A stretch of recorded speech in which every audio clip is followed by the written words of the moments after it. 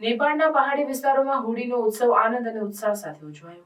નેપાળમાં હોળી, જેને ફાગુ પૂર્ણિમા તરીકે પણ ઓળખવામાં આવે છે, દેશભરમાં આનંદ અને ઉત્સાહ સાથે ઉજવવામાં આવે છે. આ વર્ષે 13 માર્ચ 2025ના રોજ કાઠમંડુ, ખીણ અને અન્ય પહાડી વિસ્તારોમાં હોળી ઉત્સવની ઉજવણી થઈ રહી છે. લોકો રંગીન પાવડર અને પાણીથી રમે છે, સંગીત અને નૃત્ય સાથે ઉત્સવનો આનંદ માણે છે.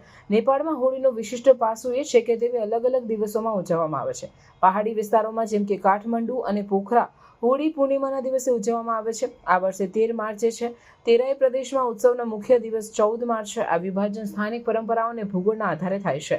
હોળીનું નેપાળમાં સાંસ્કૃતિક મહત્વ ઊંડું છે. આ ઉત્સવ વસંતના આગમન અને સારા પર ખરાબની જીતનું પ્રતિનિધિત્વ કરે છે.